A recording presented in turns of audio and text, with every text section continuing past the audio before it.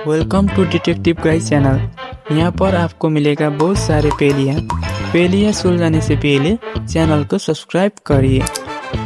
3 चुड़ैल एडलान के राज्य में रहते थे और राजा से बहुत डरते थे। एक दिन राजा के महल को किसी ने आग लगा दी। राजा ने संदेह की कि ये काम 3 चुड़ैल में से एक का है। राजा ने तीनों चुड़ैलों से पूछा, मेरे महल को किसने बर्बाद किया? पहली चुड़ैल कहती है, मैं हवाओं का एक चुड़ैल हूँ। मैं हिमालय गई थी और आज वापस आई हूँ। मुझे कुछ भी पता नहीं है।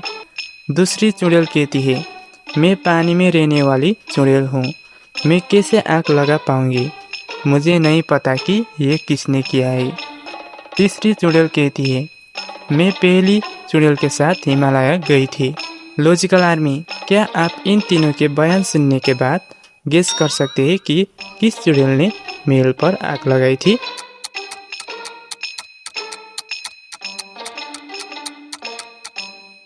चलिए इसका आंसर देखते हैं। अगर दूसरी चुड़ैल छुट्टी पर चली गई थी तो उसे कैसे पता चला कि महल में आग लगी थी? इसीलिए दूसरी चुड़ैल ने ही आग लगाई है। चलिए अगली पहेली पर। एक जंगल में एक डेड बॉडी मिला। डिटेक्टिव मेहुल इन्वेस्टिगेशन के लिए अपराध स्थल पर पहुंचा। डेड बॉडी और उसके आसपास कोई खून नहीं था। अच्छे से देखने के बाद डेड बॉडी के गर्दन पर कुछ फिंगरप्रिंट मिलता है।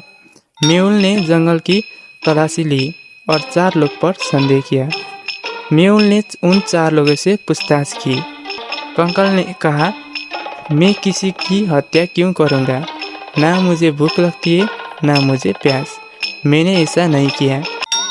पुतला कहता है, मेरा एकमात्र काम कौवे को डराना है।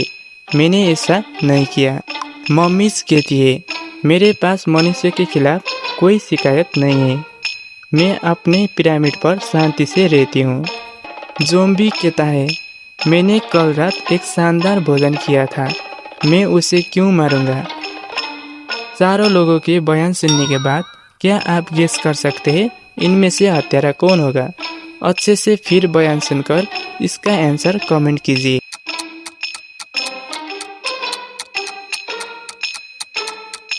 चलिए इसका आंसर देखते हैं।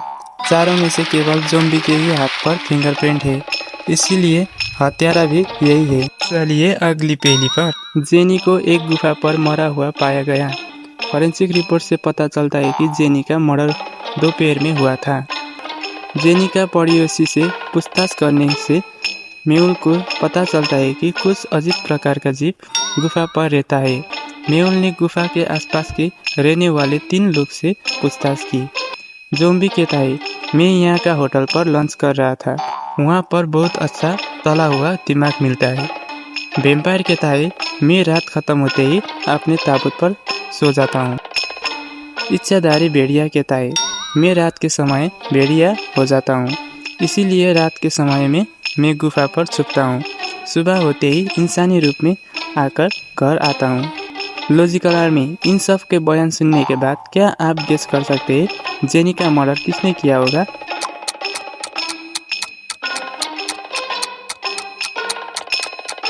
आइए इसका आंसर देखते हैं। अगर ज़ॉम्बी ने मर्डर किया होता तो जेनी का सर खा जाता, लेकिन जेनी का सर कुछ नहीं हुआ था। वैम्पायर धूप पर निकल नहीं सकेगा, इसका मतलब इच्छाधारी भेड़िया दोपहर के समय में आकर सब किया है।